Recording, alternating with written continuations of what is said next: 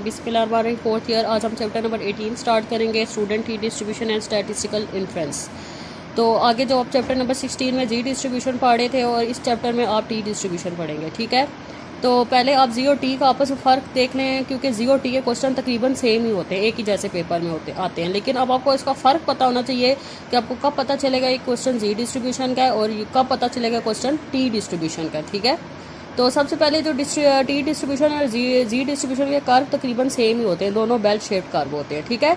लेकिन जो T distribution का कर्व होता है वो थोड़ा सा फ्लैटर कर्व होता है, ठीक है। जी डिस्ट्रीब्यूशन का कर्व भी आपका यूनी मॉडल होता है और टी डिस्ट्रीब्यूशन का कर्व भी आपका यूनी मॉडल या बेल शेप दोनों कर्व होते हैं। लेकिन जो टी डिस्ट्रीब्यूशन का कर्व होता है वो थोड़ा सा आपका फ्लैटर कर्व होता है। दूसरा इसका डिफरेंस है कि टी जी डिस्ट्रीब्यूशन में n ग्रेटर देन 30 होता है और लार्ज सैंपल होता है, ठीक है।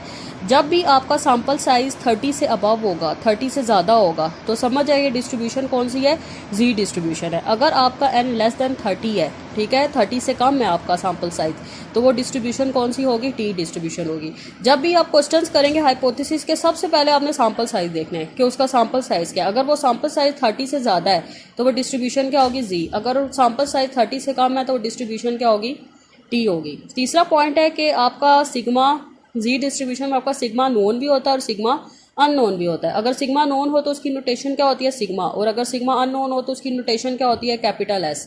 लेकिन टी डिस्ट्रीब्यूशन में सिग्मा हमेशा अननोन होता है, ठीक है। टी डिस्ट्रीब्यूशन में सिग्मा हमेशा आपका अननोन होता है और उसकी नोटेशन क्या होती है, स्मॉल एस। टी डिस्ट्रीब्यूशन में सिग्मा अननोन की नोटेशन क्या होती है, स्मॉल एस। अब जी डिस्ट्रीब्यूशन में कैपिटल एस का ये फार्मूला होता है, आप डिनोमिनेटर में n से डिवाइड करते हैं। लेकिन टी डिस्ट्रीब्यूशन में स्मॉल s में आप डिनोमिनेटर में आप n-1 से डिवाइड करते हैं, ठीक है। जी डिस्ट्रीब्यूशन में कैपिटल s को हम किससे डिवाइड करते हैं, n से डिवाइड करते हैं। लेकिन टी डिस्ट्रीब्यूशन में स्मॉल s को हम किससे डिवाइड करते हैं, n-1 से, ठीक है।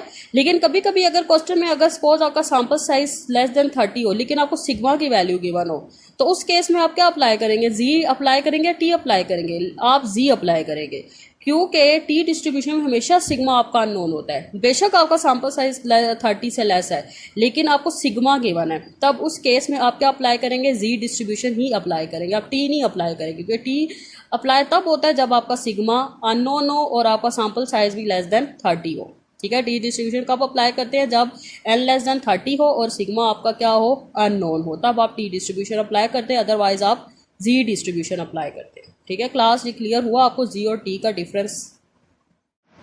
Fourth year. अब हम देख लेते हैं टॉपिक 18.2 स्टूडेंट टी डिस्ट्रीब्यूशन, ठीक है। तो उस टॉपिक में उसने आपको बताया हुआ है कि टी डिस्ट्रीब्यूशन में आप मीन का फार्मूला ये अप्लाई यूज़ करते हैं, X bar is equal to summation X by N, और आप वेरियंस का ये फार्मूला अप्लाई करते हैं, summation X minus X bar का whole square divided by n-1। और जो टेस्ट स्टैटिस्टिक्स होता है, मतलब जो टी का फार्मूला यूज़ करते हैं वो ये होगा X bar minus mu small S by under root N, और इसका डिग्री ऑफ फ्रीडम n-1 होता है, ठीक है। ये मैं आगे आपको बताऊंगी कि डिग्री ऑफ फ्रीडम होता क्या और ये कैसे आप क्वेश्चन में अप्लाई करते हैं, ठीक है। डिग्री ऑफ फ्रीडम इसका क्या होता है, n-1। n आपका क्या होता है, सैंपल साइज, ठीक है। n क्या होता है आपका, sample size. Degree of freedom को हम v से डिनोट करते हैं, डिग्री ऑफ फ्रीडम को हम v से डिनोट करते हैं, और डिग्री ऑफ फ्रीडम किसके इक्वल होता है, n-1 के। अब 18.2 में जस्ट आपने स्टेटमेंट करनी है और ये फार्मूले आपने देखने हैं, ठीक है। इसके अलावा जो इतनी लंबी चौड़ी आगे इसकी डेरिवेशन हुई है वो आपने नहीं करनी, उसको काट दें, ठीक है। क्लास क्लियर हो रहा है। 18.2 में जो आपने जस्ट इसकी स्टेटमेंट, जो 3-4 लाइनों की स्टेटमेंट है और वो जो इसके फार्मूला वगैरह टी के लिखे हैं, बस वो करने हैं। इसमें जो डेरिवेशन आगे उसने की हुई है वो आपने नहीं करनी, उसको काट दें, आप क्रॉस कर दें। अब 18.3 मोस्ट इंपॉर्टेंट टॉपिक है, प्रॉपर्टीज़ ऑफ टी डिस्ट्रीब्यूशन। लाजमी हर साल आता है पेपर में, ठीक है। इसको आपने अच्छे से समझ करना है, इसको आपने याद करना है, ठीक है। तो सबसे पहले हम प्रॉपर्टी देख लेते हैं। T distribution is continuous and symmetric about the value T is equal to 0 ranging from -∞ to infinity, ठीक है। जो टी डिस्ट्रीब्यूशन की रेंज होती है वो -∞ टू इन्फिनिटी होती है, ठीक है। अब the mean of T distribution is mu is equal to 0। जो टी डिस्ट्रीब्यूशन का मीन होता है वो 0 के इक्वल होता है जब आपका v क्या होता है, डिग्री ऑफ फ्रीडम, जब आपका degree of freedom greater then और इक्वल टू 2 हो। आपका मीन अनडिफाइंड कब होगा, जब v इज इक्वल टू 1 होगा। मीन 0 कब होगा, जब degree of freedom greater than equal to 2 होगा, और मीन अनडिफाइंड कब होगा, जब v इज इक्वल टू 1 होगा। और वेरियंस ऑफ टी डिस्ट्रीब्यूशन आपका ये है, sigma square is equal to v divided by v-2। v क्या, डिग्री ऑफ फ्रीडम। ये कब होगा, फार्मूला बनता है जब v आपका ग्रेटर देन 2 होगा, ठीक है। लेकिन जब आपका v लेस देन और इक्वल टू, जब आपका degree of freedom less than और इक्वल टू 2 होगा तो आपका उसका टी डिस्ट्रीब्यूशन का वेरिएंस एग्जिस्ट नहीं करेगा। तीसरी प्रॉपर्टी थी T distribution is unimodal with a bell shape, वही उसका जो यूनी मॉडल बनता है और बेल शेप के साथ इसका कर्व बनता है। ठीक है, ये वाला कर्व। अब आप ये देखें जो नॉर्मल डिस्ट्रीब्यूशन, ये नॉर्मल जो पहला वाला कर्व है ये नॉर्मल डिस्ट्रीब्यूशन का कर्व है, लेकिन ये जो थोड़ा सा फ्लैटर कर्व है, ठीक है, स्मूथ सा कर्व है, ये क्या है, टी डिस्ट्रीब्यूशन का कर्व है। ठीक है। फोर्थ प्रॉपर्टी थी T distribution for small values of flatter than standard normal distribution which mean that T distribution more spread out in tails than it is the standard normal distribution. वही बात कि T distribution का curve जो है ये flatter curve होता है then normal distribution. ठीक है, जो इसकी टेल्स होते हैं ये भी फ्लैटर से होते हैं, इसकी टेल टच कर रही होती है लाइन के, लेकिन इसके टेल इस फ्लैटर से होते हैं। ठीक है, फ्लैटर मतलब स्मूथ। फिफ्थ प्रॉपर्टी है this shape of T distribution changes as the number of degree of freedom है और सैम्पल साइज चेंज। जो जो आपका सैम्पल साइज चेंज होगा टी डिस्ट्रीब्यूशन की कर्व भी चेंज हो, इसकी शेप चेंज होती रहती है। ठीक है।